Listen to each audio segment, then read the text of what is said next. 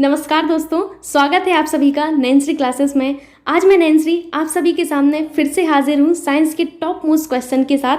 और आपको यहाँ पर एक नया बदलाव भी देखने को मिलेगा जो आप लोग स्पष्ट रूप से देख रहे होंगे पहले क्वेश्चन में ही। तो आइए शुरुआत करते हैं। आज का आपका पहला क्वेश्चन है कि सभी कीट होते हैं अमोनियोटेलिक या फिर अमोनोटेलिक, यूरियोटेलिक, यूरिकोटेलिक या उपरोक्त में से कोई नहीं। तो आज यहाँ पर जान जाएंगे आप कि संसार में जितने भी जीव हैं उनके उत्सर्जन का प्रकार क्या है। तो उत्सर्जन के आपके 3 प्रकार होते हैं। उत्सर्जन के 3 प्रकार होते हैं, ठीक है। कौन कौन से होते हैं आइए जानते हैं इनके बारे में।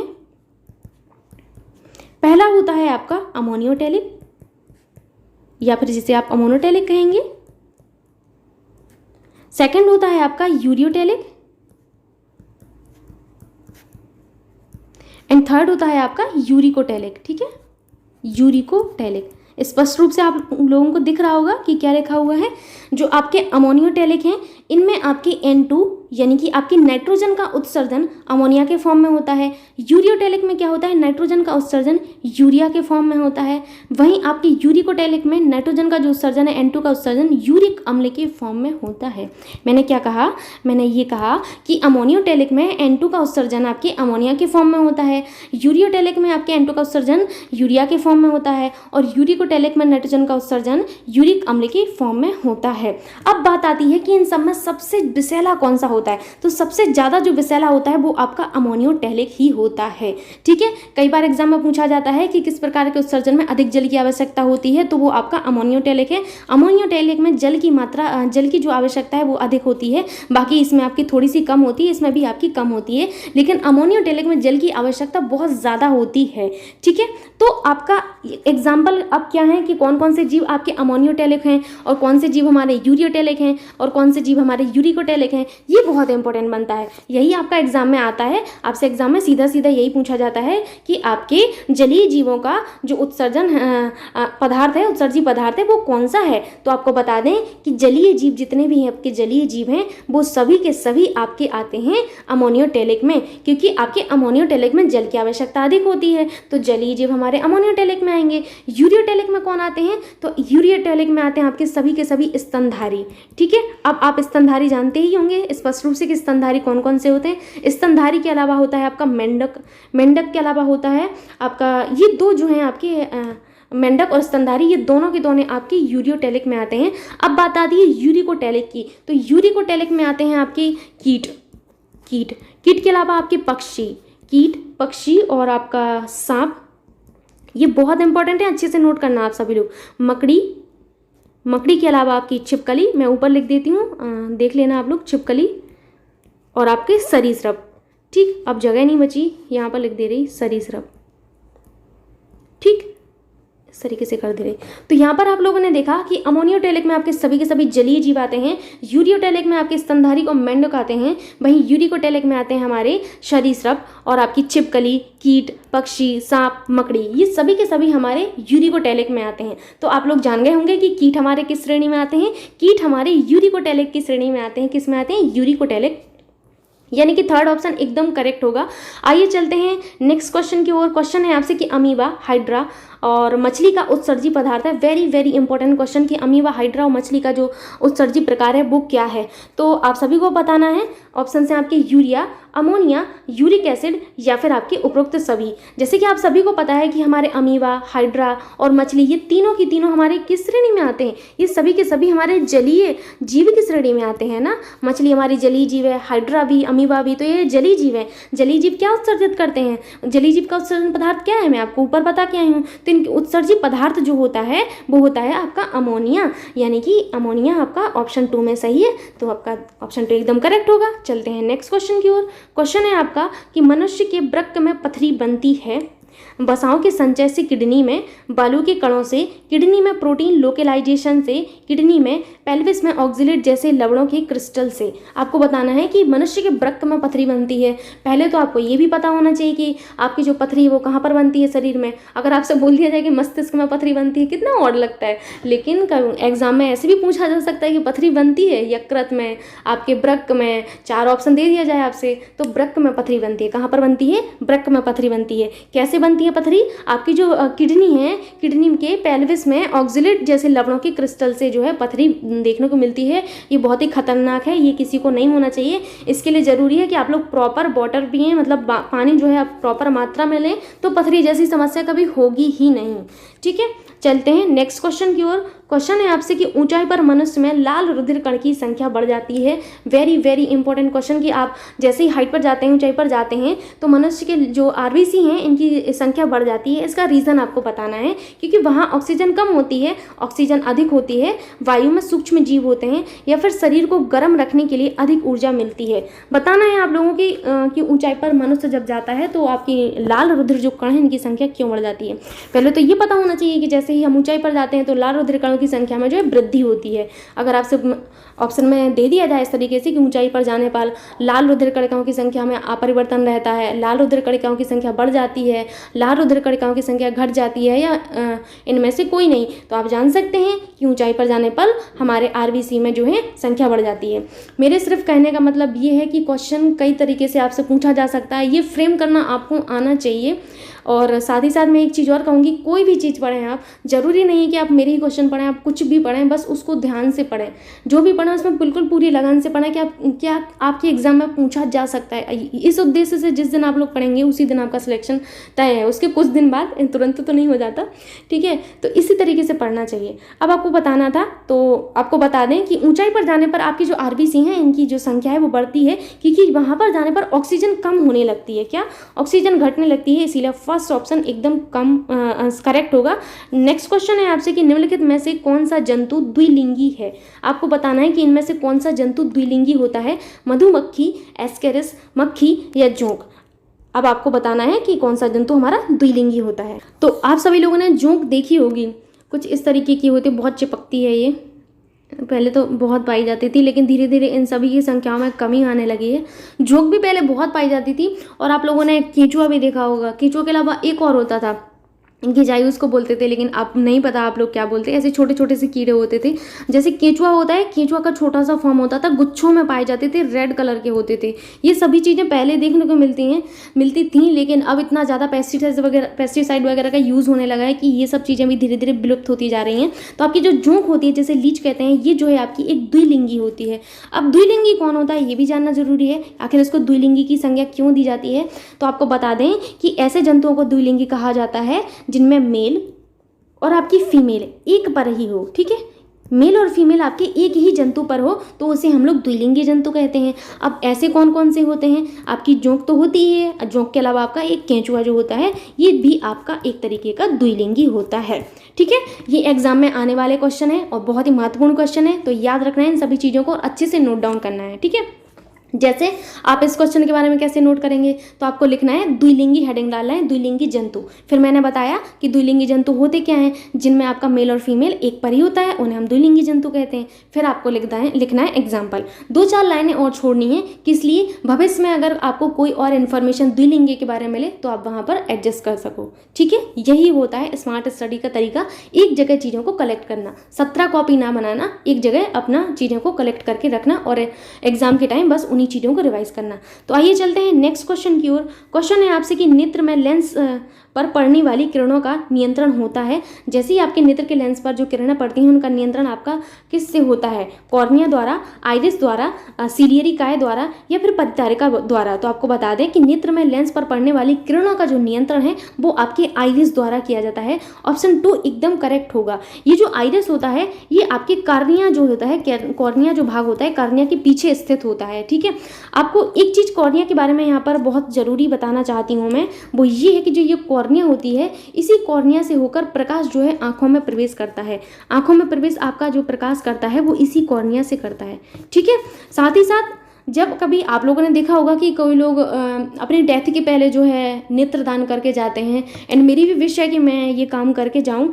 तो मेरा कौन सा भाग, या फिर जो व्यक्ति नेत्रदान करते हैं तो उनका कौन सा भाग जो है नेत्रदान में आपका लिया जाता है, तो ये कार्निया ही होता है। ठीक है, नेत्रदान में लोग जो है इसी को दान करते हैं, कार्निया भाग को। ठीक है, ये चीज़ आपको याद रखना है, कई बार एग्जाम में पूछा जाता है कि नेत्रदान में कौन सा भाग नेत्र का दान किया जाता है, कार्निया, आइरिस, सैलियरी का या फिर परितार का। ठीक है, तो याद रखना है आपको ये सब चीज़ें। एंड नेक्स्ट क्वेश्चन है आपसे कि निम्नलिखित में से किसकी उपस्थिति के कारण रक्त में कार्बोनिक अम्ल की सांद्रता नहीं बढ़ती। वेरी वेरी इंपॉर्टेंट, कि किसकी उपस्थिति के कारण आपका जो रक्त है उसमें कार्बोनिक अम्ल की सांद्रता नहीं बढ़ती, Na+, K+, Mg++ या फिर Ca++। तो आपको बता दें कि Na+ की उपस्थिति के कारण आपके रक्त में कार्बोनिक अम्ल की सांद्रता नहीं बढ़ पाती है। चलते हैं नेक्स्ट क्वेश्चन की ओर, जो कि है आपका कि हाल ही में लुप्त पक्षी है, आपसे पूछा गया है। ऑप्शन है आपके डोडो, शुतुरमुर्ग, आर्कियोपेटेरिक्स या फिर बॉस्टार्ड। ठीक है, तो हाल ही में जो लुप्त पक्षी है वो है आपका डोडो। ये जो डोडो पक्षी है, ये डोडो पक्षी ये आपका विलुप्ति की कगार पर है, ये ऑलमोस्ट विलुप्त हो चुका है। ये आपके मॉरिशस में देखने को मिलता था। कहाँ पर? मॉरिशस में। भैया ये आपके डोडो वृक्ष पर पाया जाता था ये पक्षी। अब जब डोडो वृक्ष ही नहीं रहा तो डोडो पक्षी कहाँ से रहेगा, क्योंकि डोडो वृक्ष जो है इसका अधिवास था। ठीक, तो आपको याद रखना है ये कहाँ का निवासी था, आपके मॉरिशस का निवासी था। हाल ही में ये जो है एकदम लुप्त हो चुका है। आर्कियोपेटेरिक्स के बारे में हम लोग बचपन से ही पढ़ रहे हैं कि आर्कियोपेटेरिक्स जो होते हैं पक्षी और आपके सरीसृप के बीच की कड़ी होते हैं। ठीक है, पक्षी और सरीसृप के बीच की कड़ी माने जाते हैं आपके आर्कियोपेटेरिक्स। ठीक है, चलते हैं नेक्स्ट क्वेश्चन की ओर। क्वेश्चन है आपसे कि डायबिटीज इंसिपिडिस रोग होता है ग्लूकोज की कमी से, इंसुलिन की कमी से, थायरोक्सिन की कमी से या उपरोक्त में से किसी के द्वारा नहीं। तो आपको बता दें कि जो डायबिटीज इंसिपिडिस रोग होता है ये बेसिकली इंसुलिन की कमी से होने वाला रोग होता है, इसीलिए ऑप्शन 2 एकदम करेक्ट होगा। ये जो इंसुलिन है, ये इंसुलिन कहाँ से स्रावित होते हैं ये मैं आपको कई बार बता चुकी हूँ, लेकिन फिर से बता देती हूँ। ये जो इंसुलिन है ये आपके अग्न्याशय जो होता है ना, अग्न्याशय में आपकी बीटा सेल्स जो होती हैं, बीटा सेल्स से आपका जो इंसुलिन जो है ये स्रावित होता है। ठीक है, याद रखना है इंसुलिन की कमी से डायबिटीज इंसिपिडिस रोग देखने को मिलता है। एंड नेक्स्ट क्वेश्चन है आपसे कि टीसी जो है निम्नलिखित में से कौन सा रोग फैलाती है, बताना है। हैजा, मलेरिया, स्लीपिंग सिकनेस या उपरोक्त सभी। तो जो आपका टीसी है ये आपके स्लीपिंग सिकनेस नामक एक बीमारी है, इसको फैलाती है। स्लीपिंग सिकनेस को हिंदी में बोलते हैं निद्रा रोग। ऐसे लग रहा है नींद आती रहती होगी इसमें, है ना। निद्रा रोग जो होता है वो आपका टीसी द्वारा फैलाया जाता है। साथ ही साथ एक चीज़ और आपको याद रखना है कि जो स्लीपिंग सिकनेस है ये आपका प्रोटोजोआ से होता है। प्रोटोजोआ का क्या नाम है? ट्रिपनोसोमा। ठीक है, ट्रिपनोसोमा नामक आपके प्रोटोजोआ जो है उससे फैलता है आपका स्लीपिंग सिकनेस नामक रोग। ठीक, मलेरिया भी आपकी प्रोटोजोआ जनित बीमारी है। पूछा जाता है आपसे, निद्रा रोग है आपका जीवाणु जनित, विषाणु जनित, आपका जो है प्रोटोजोआ जनित। तो प्रोटोजोआ जनित बीमारी है स्लीपिंग सिकनेस। साथ ही साथ आपकी मलेरिया भी प्रोटोजोआ जनित बीमारी है। मलेरिया आपकी किस प्रोटोजोआ से होती है? तो प्लाज्मोडियम जो है आपका, प्लाज्मोडियम नाम का एक आपका जो है एक प्रोटोजोआ है, उससे जो है आपका जो मलेरिया रोग है वो फैलता है। ठीक है, हैजा तो आपका जो है प्रोटोजोआ से नहीं होता है, हैजा आपके जीवाणु से होता है। किससे होता है? जीवाणु से होने वाला आपका रोग होता है हैजा आपके विब्रियो, हम तो ये चीज़ शायद बहुत पहले से हम लोग पढ़ते आ रहे हैं विब्रियो, लेकिन मैं रिवाइज करा देती हूँ। विब्रियो कॉलेरी नामक जो एक जीवाणु है उससे फैलता है आपका जो है हैजा। ठीक है, तो ये सारी चीज़ें आप लोगों ने यहाँ पर जानी। चलते हैं नेक्स्ट क्वेश्चन की ओर। नेक्स्ट क्वेश्चन पर जाने से पहले आप सभी लोगों से रिक्वेस्ट है कि आप लोग वीडियो को लाइक कर दिया करिए, साथ ही साथ अपने दोस्तों के साथ शेयर कर दिया करिए, प्लीज़ रिक्वेस्ट है आप सभी से। क्वेश्चन है आपसे कि काला आजार के लिए उत्तरदायी प्रोटोजोअन है, मतलब काला आजार के लिए कौन सा प्रोटोजोआ उत्तरदायी है? आपके ऑप्शन हैं गियार्डिया, ट्राइपानोसोमा, मोनोसिस्टम या फिर लीशमानिया। तो आपको बता दें कि आपको लीशमानिया जो होता है ये जो प्रोटोजोआ है ये आपके काला आजार के लिए जिम्मेदार होता है। काला आजार से संबंधित कुछ केसेस जो हैं बिहार में देखने को मिले थे, लेकिन इसके केस तो कम ही रहे तो ही अच्छा है। ये सब चीज़ें बहुत ही घातक हैं। जो आपका ये जो काला आजार है ये लीशमानिया डोनोवानी नाम के एक जो है, लीशमानिया डोनोवानी ये पूरा नाम है इसका, लीशमानिया डोनोवानी एक प्रोटोजोआ है जो जिम्मेदार होता है आपकी कालाजार रोग के लिए। आइए चलते हैं नेक्स्ट क्वेश्चन की ओर, जो कि है आपका कि हाइड्रा है मृतजीवी, मृतोपजीवी, कीटभक्षी या मांसभक्षी। तो आपको बता दें कि जो हाइड्रा होता है, हाइड्रा आपका मांसभक्षी होता है, इसीलिए फोर्थ ऑप्शन एकदम करेक्ट होगा। बहुत ही इंपॉर्टेंट है, हाइड्रा आपका एक जलीय जीव है, पहले तो ये भी पता होना चाहिए जलीय जीव। मैं अभी आपको पहले ही जो क्वेश्चन था उसमें बताया था मैंने कि हाइड्रा जो है जलीय जीव है और ये अमोनियोटेलिक होता है क्योंकि इसमें N2 का उत्सर्जन अमोनिया की फॉर्म में होता है। ठीक है, ये आपका मांसभक्षी होता है। मांसभक्षी वो होते हैं जो आपके मांस खाते हैं। ठीक है, अब आप सोच रहे होंगे कि ये सब चीज़ तो हम लोग भी खाते हैं, लेकिन हम लोग मांस भक्षी नहीं होते हैं। जो टोटली डिपेंड होते हैं आपके मांस पर वो होते हैं मांस भक्षी। ठीक है, चलते हैं नेक्स्ट क्वेश्चन की ओर। क्वेश्चन है आपसे कि एलिफेंटिसिस फैलता है सैंड मक्खी से, फ्रूट फ्लाई से, घरेलू मक्खी से या क्यूलेक्स मच्छर से। ये एलिफेंटिसिस नाम का एक जो रोग है ये आपका किससे फैलता है, यहाँ पर आपको ये बताना था। ये जो है आपके क्यूलेक्स मच्छर से फैलता है। किससे? क्यूलेक्स मच्छर से फैलता है। नेक्स्ट क्वेश्चन है आपसे कि मलेरिया रोग का संचरण होता है ग्रह मक्खी द्वारा, क्यूलेक्स द्वारा, तिलचट्टा द्वारा या इनमें से कोई नहीं। तो आपको बता दें कि जो फाइलेरिया रोग है, फाइलेरिया रोग को तो पहले आप जान लीजिए कि इसको फील पाँव कहा जाता है। क्या कहा जाता है? फील पाँव कहा जाता है। ठीक है, ये जो है आपके क्यूलेक्स मच्छर द्वारा आपका फैलने वाला एक रोग होता है। क्यूलेक्स मच्छर के संचरण से जो है आपका फाइलेरिया रोग होता है। ये रोग जो है आपका बाउचेरिया, मैं यहाँ पे लिख देती हूँ, बाउचेरिया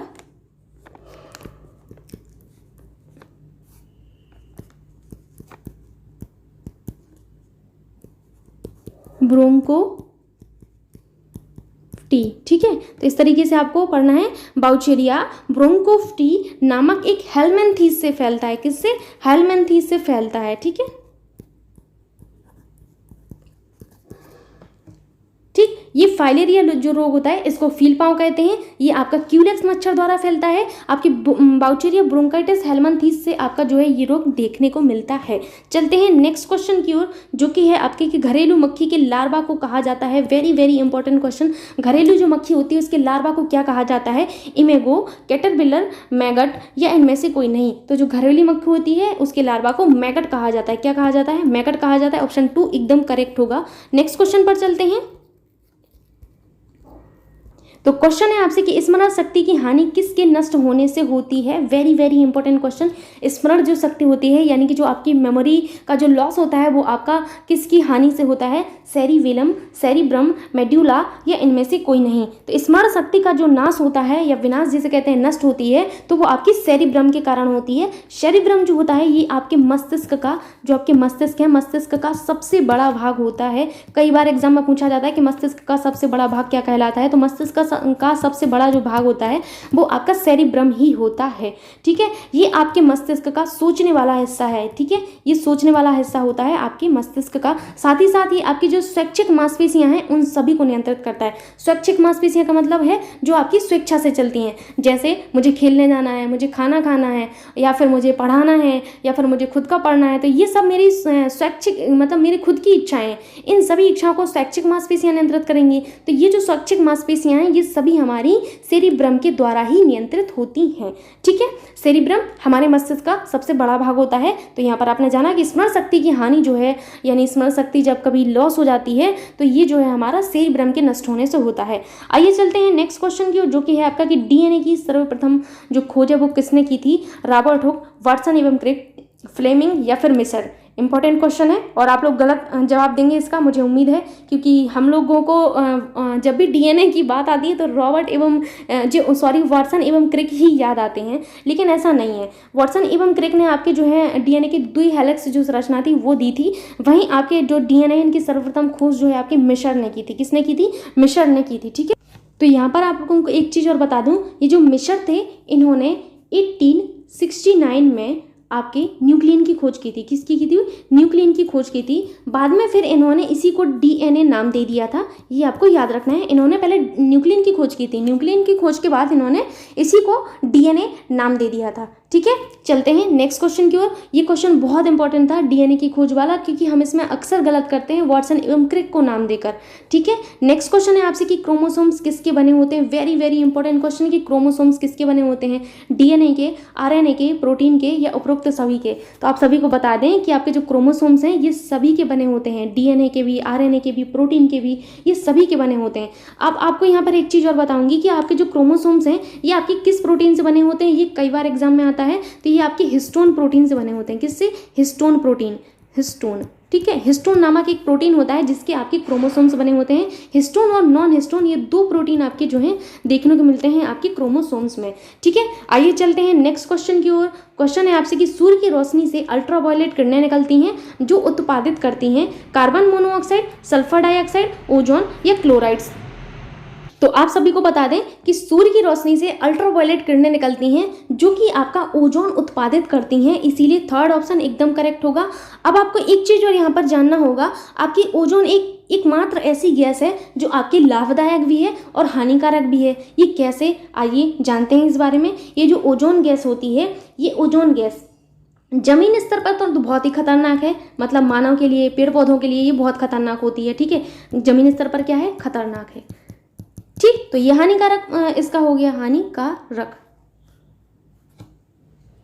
ठीक है। वहीं जब ये आपके समताप मंडल में जाती है, कहाँ पर, समताप मंडल, समताप मंडल में जाने पर ये जो ओजोन गैस है ये ओजोन परत बनाएगी। क्या बनाएगी, ओजोन लेयर बनाएगी। हम लोग बचपन से ओजोन लेयर के बारे में पढ़ते आ रहे हैं, ओजोन लेयर डिप्लीशन के बारे में। समताप मंडल पर जाने पर ये जो ओजोन है ये ओजोन लेयर बनाती है। यही ओजोन लेयर ही हमें जो अल्ट्रावायलेट रेज होती हैं, यानी कि यूवी रेज, जो यूवी किरणें होती हैं, इन यूवी किरणों से बचाती है। तो आप लोगों ने देखा कि ओजोन गैस एकमात्र ऐसी गैस है जो हानिकारक भी है और लाभदायक भी है। क्यों है, क्योंकि जमीनी स्तर पर तो ये बहुत ही खतरनाक है पेड़ पौधों के लिए, मनुष्य के लिए। वहीं आपके समताप मंडल में ये ओजोन लेयर का निर्माण करती है। ओजोन लेयर हमें अल्ट्रावायलेट रेज से बचाती है।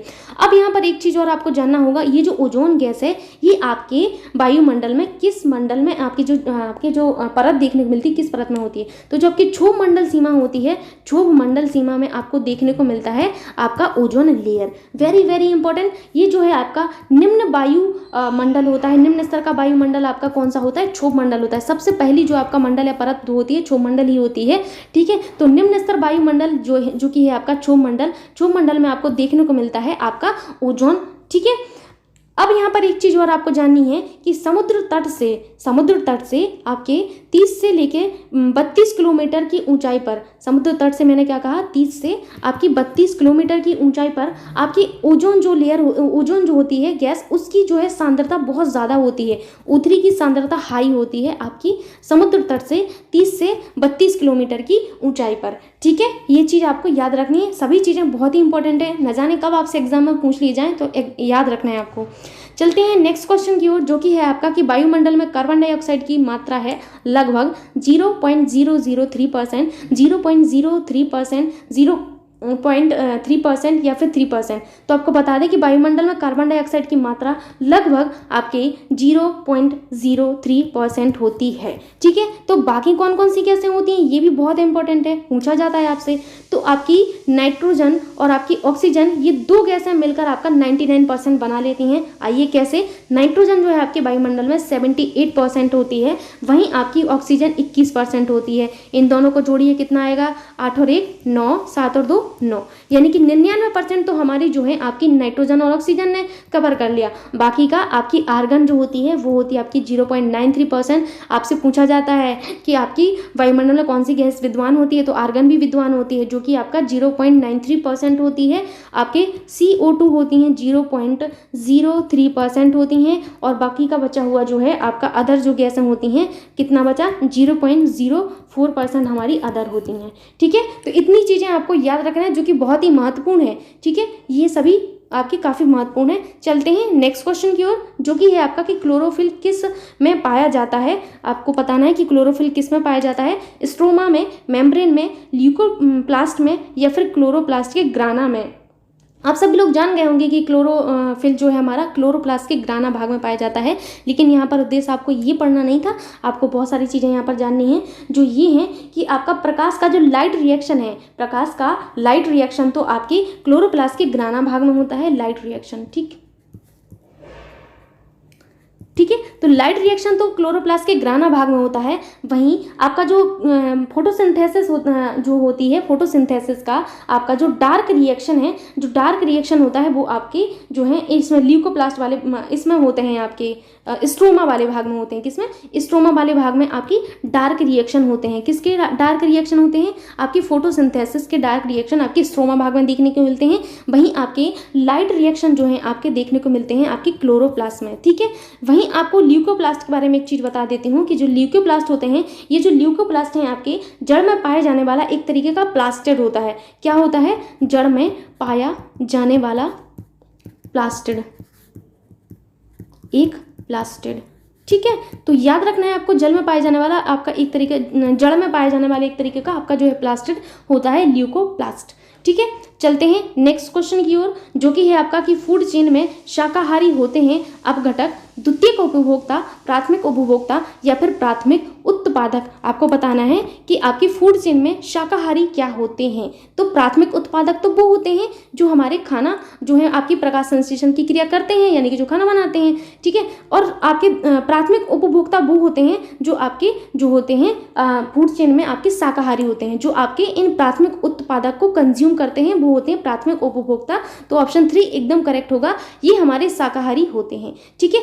उत्पादक वो होते हैं जो आपकी प्रकाश संश्लेषण की क्रिया द्वारा आपके भोजन को तैयार करते हैं। ठीक, चलते हैं नेक्स्ट क्वेश्चन की ओर, जो कि है आपका कि पादपों को मिट्टी से जो जल मिलता है वह है, वेरी वेरी इंपॉर्टेंट क्वेश्चन, कि पादप जो होते हैं आपके यानी कि पेड़ पौधे जो होते हैं उनको मिट्टी से जो जल मिलता है वह है वाहित मल, गुरुत्व जल, कोशिका जल या आर्द्रता जल। तो ऐसे जल को कोशिका जल कहा जाता है जो पादपों की उनको मिट्टी से मिलता है। ठीक है, चलते हैं नेक्स्ट क्वेश्चन की ओर। क्वेश्चन है आपसे कि अवांछनीय पौधा किसे कहते हैं? घास, खरपतवार, पीपल, उपरोक्त सभी को। अवांछनीय पौधा जिसे हम अनडिजायरेबल प्लांट भी कहते हैं, आपको बताना है हम लोग किसे कहेंगे। तो अनडिजायरेबल प्लांट्स जो हमारी इच्छा से उगते हैं, यही ना। तो ऐसा प्लांट कौन सा है? यहाँ पर खरपतवार है, जिसको हम लोग नहीं चाहते हैं कि उगे, लेकिन ये इतनी भयंकर मात्रा में खेतों में उगता है कि कीटनाशक का छिड़काव करना पड़ता है। ठीक है, तो ऐसे कीटनाशकों का छिड़काव जो खरपतवार को मारते हैं, इनको वीडीसाइड कहा जाता है। क्या कहा जाता है? इनको वीडीसाइड कहा जाता है। और ये बहुत ही खतरनाक है खरपतवार, ये बहुत लॉस कराती है। लॉस ये कराती है कि इसको साफ करवाने के चक्कर में एक तो इतनी सारे वीडीसाइड यूज़ करो, और वीडीसाइड से भी असर नहीं होता तो फिर अलग से वर्कर चलाने पड़ते हैं इस खरपतवार को साफ कराने के लिए। तो ये अवांछनीय पौधे होते हैं एक तरीके के। ठीक है, आइए चलते हैं नेक्स्ट क्वेश्चन की ओर। क्वेश्चन है आपसे कि प्लाज्मा झिल्ली के बारे में आपको बताना है। प्रोटीन संश्लेषण में सहायता करती है, पाद कोशिका की कोशिका अंगों की सुरक्षा करती है, या फिर कोशिका में जल खनिज लवणों की प्रवेश या निकास को नियंत्रित करती है। केवल जल की कोशिका में प्रवेश और निकास को नियंत्रित करती है। बताइए आप लोग कि प्लाज्मा झिल्ली क्या करती है। तो आप सभी को बता दें कि जो प्लाज्मा झिल्ली है ये कोशिका में जल खनिज लवणों के प्रवेश और निकास इन दोनों को नियंत्रित करती है। प्रवेश और निकास दोनों को नियंत्रित करती है। किनके प्रवेश और निकास को? जल के और खनिज लवणों के। जल और खनिज इन दोनों ही इनके जल और खनिज लवण जो होते हैं आपके खनिज लवण, इन दोनों के प्रवेश और निकास जो है इनका नियंत्रण आपके जो है प्लाज्मा झिल्ली ही करते हैं। आइए चलते हैं नेक्स्ट क्वेश्चन की ओर, जो कि है आपका कि वन अनुसंधान संस्थान स्थित है मद्रास में, कोलकाता में, देहरादून में या शिमला में। तो आपको बता दें कि वन अनुसंधान संस्थान आपका स्थित होता है कहाँ पर? तो देहरादून में स्थित होता है आपके वन अनुसंधान संस्थान। साथ ही साथ आपके देहरादून में एक और आपका संस्थान है, तो वो कौन सा है आपको बता देती हूँ। आपका जो है भारतीय पेट्रोलियम संस्थान, भारतीय पेट्रोलियम संस्थान।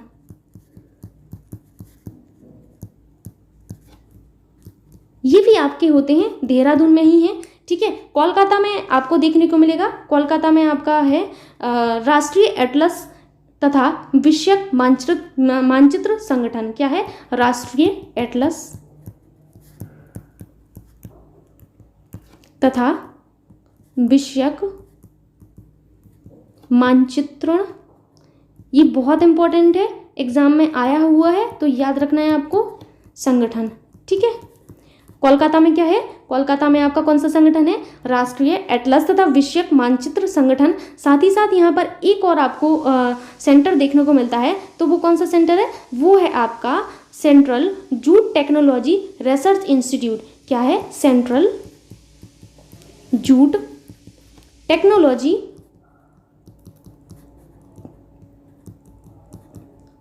Research institute. ठीक है, तो ये आपके दो आपको संस्थान देखने को मिलते हैं कोलकाता में। अब बात आती है शिमला की, तो आपको बता दें कि शिमला में आपका सेंट्रल पोटैटो रिसर्च है। क्या है? Central potato research. Very very important, पूछा जाता है आपसे पोटैटो रिसर्च सेंटर कहाँ है। ये आपका शिमला में देखने को मिलता है। ठीक है, चलते हैं नेक्स्ट क्वेश्चन की ओर। तो आपसे क्वेश्चन है कि प्रकाश ऊर्जा रासायनिक ऊर्जा में बदलती है। वेरी वेरी इंपॉर्टेंट क्वेश्चन, कि आपकी किस क्रिया में प्रकाश ऊर्जा रासायनिक ऊर्जा में बदलती है? वाष्पोत्सर्जन क्रिया में, श्वसन क्रिया में, प्रकाश संश्लेषण क्रिया में या फिर आपके पाचन क्रिया में। तो आपको बता दें कि जो प्रकाश ऊर्जा है वो रासायनिक ऊर्जा में प्रकाश संश्लेषण बदलती है। जैसे कि आप सभी लोग समझ सकते हैं कि प्रकाश ऊर्जा दिया था, तो आप लोग प्रकाश संश्लेषण के अलावा कोई और यहाँ पर ऑप्शन आपका फिट बैठेगा ही नहीं। तो प्रकाश संश्लेषण एक ऐसी क्रिया होती है जिसमें प्रकाश ऊर्जा रासायनिक ऊर्जा में परिवर्तित होती है। आइए चलते हैं नेक्स्ट क्वेश्चन की ओर। क्वेश्चन है आपसे कि फ्लोएम द्वारा खाद्य पदार्थ मुख्यतः स्थानांतरित होता है।